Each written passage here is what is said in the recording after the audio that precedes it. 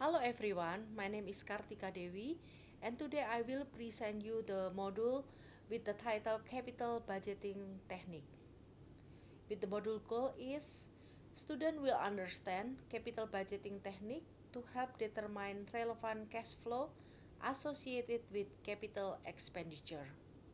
So the question is, what is capital budgeting?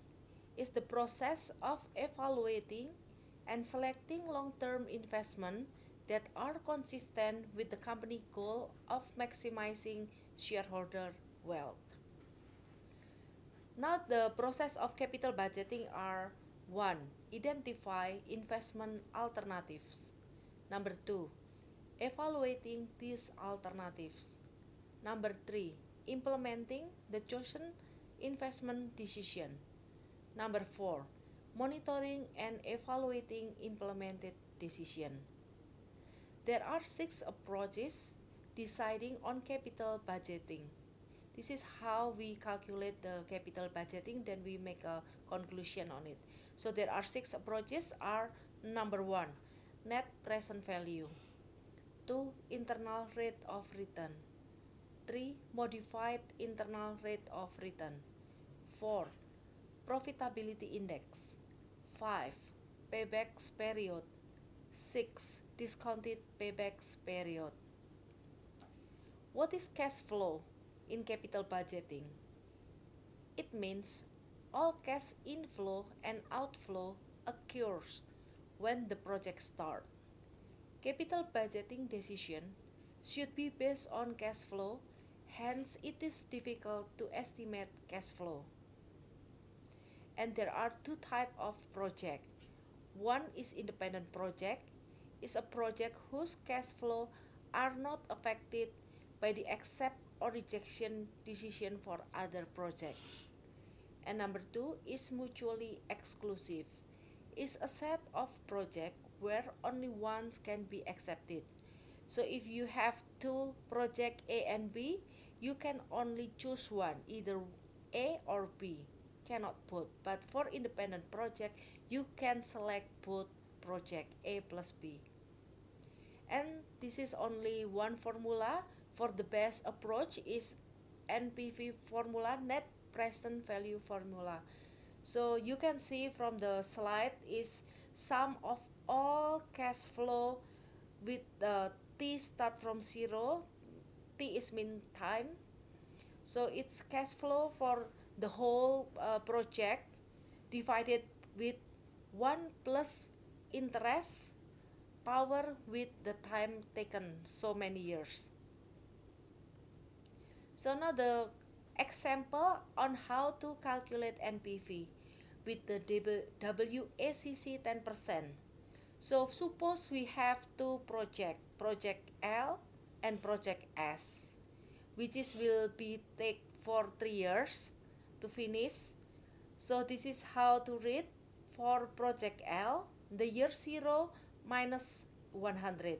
What is minus in here? Minus it's mean you have the money out. It's a cash flow out from the company.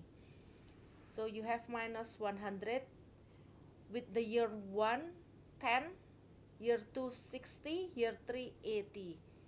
So 1 2 3 is all the cash flow into the company. So we put a positive number.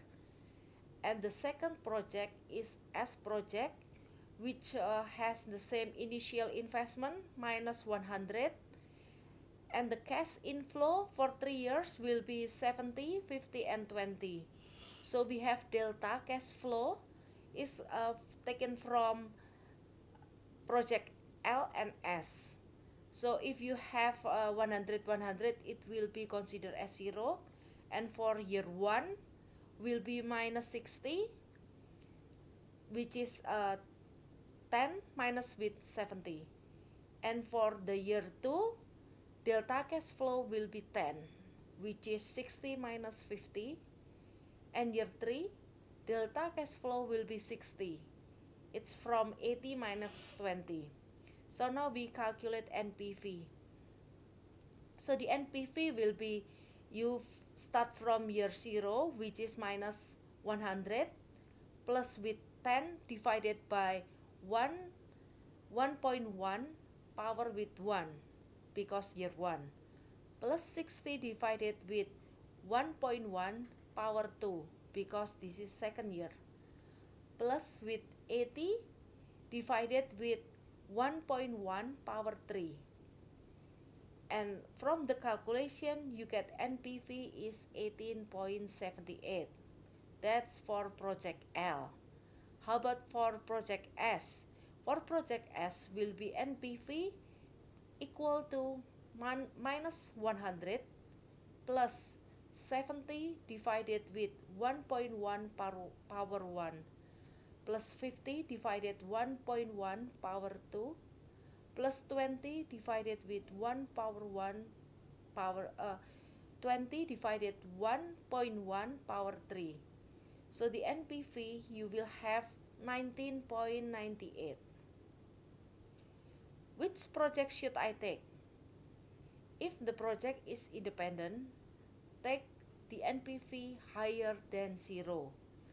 And from the calculation, all NPV is more than 0. So you can take both L and S.